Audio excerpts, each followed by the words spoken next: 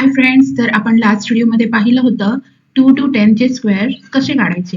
तर आता या आपण व्हिडिओमध्ये तुम्हाला आलेच असेल, खूप इझी आहे की नाही. आता या व्हिडिओमध्ये आपण पाहूया की 11 to 20 चे स्क्वेअर्स कसे काढायचे. ओके, तर आता आपण इतकं इझी आहे ना, हे तुम्ही पण घरी करू शकता. ओके नाही.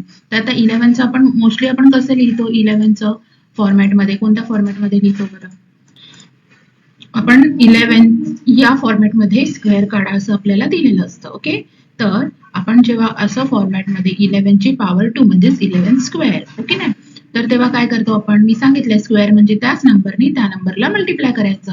मग आता 11चा स्क्वेअर काढायचा आहे, तर 11चा स्क्वेअर आलेला आहे 121. ठीक आहे. आता 12चा स्क्वेअर काढूया. 12चा स्क्वेअर आहे 144.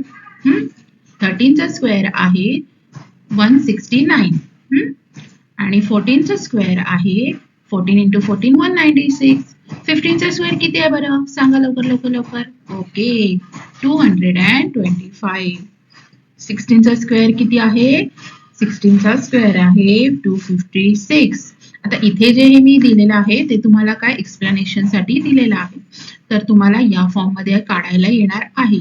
तर तुम्ही काय करायचं, एखाद्या रफ मध्ये हे असं करायचं, आपण जसं मल्टिप्लिकेशन करतो ना तसं करायचं, आणि मग तुम्हाला इथे काय मिळणार, आपले स्क्वेअर्स मिळणार. 17चा स्क्वेअर काय आहे 289.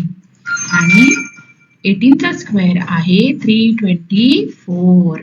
आणि 19चा स्क्वेअर आहे 361. आणि 20चं सांगा बरं किती आहे, एकदम सोपं आहे की नाही, किती आहे बरं, 2 2 4 चा 4 आणि हे 2 0 इथे घेतले, म्हणजेच 20चा स्क्वेअर आहे 400. किती सोपं आहे की नाही 11 to 20 स्क्वेअर्स काढायला. आता तुम्हाला मी होमवर्क देते, तुम्ही सेम असंच 21 to 30 चे स्क्वेअर्स काढा, बघूया जमतंय का, आणि तुम्हाला जमणार. ओके, तर आता नेक्स्ट व्हिडिओमध्ये आपण ते पण पाहूया. खूप सोपं आहे की नाही. चला, अच्छा, तर बाय बाय, टेक केअर.